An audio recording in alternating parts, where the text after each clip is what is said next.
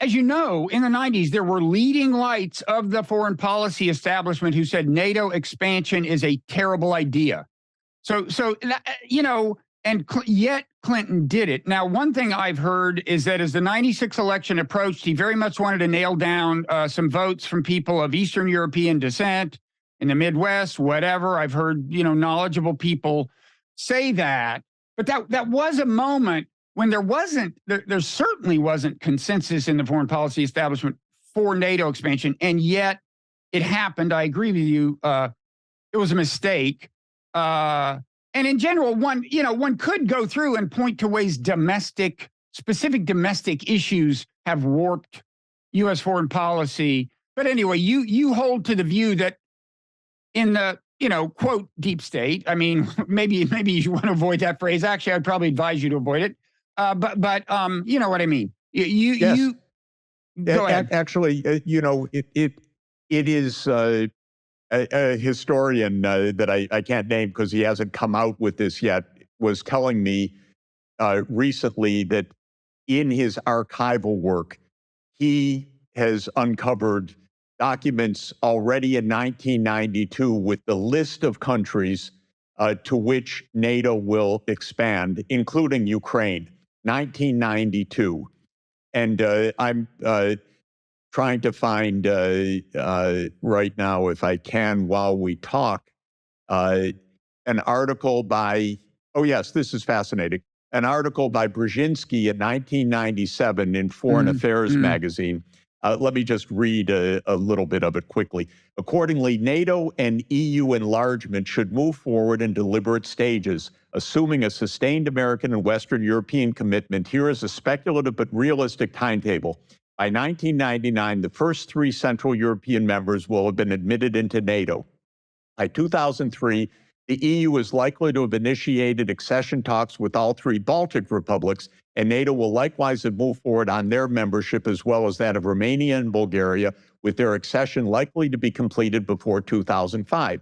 Between 2005 and 2010, Ukraine, provided it has made significant domestic reforms and has been identified as Central European country, should also be ready for initial negotiations with the EU and NATO.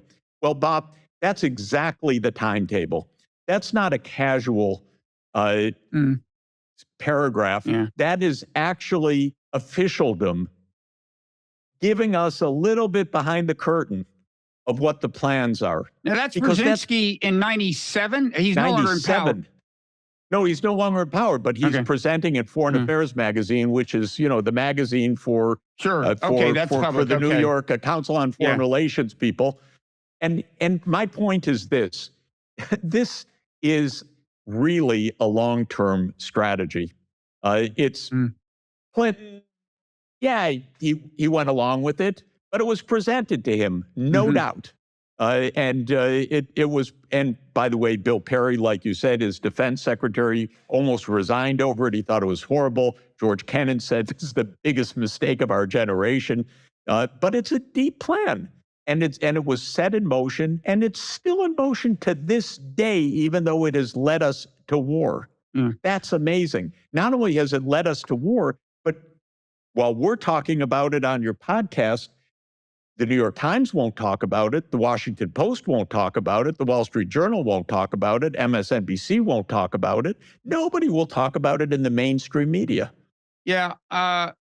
Let me just quickly say, one thing I had heard is that during the Bush 1 administration, voices of reason like Brent Scowcroft actually beat back the neocons on the NATO expansion issue, but ultimately the neocons prevailed. There was some continuity of personnel and so on. Of course, Brzezinski, not a neocon really, but he has his own issues with Russia, God knows.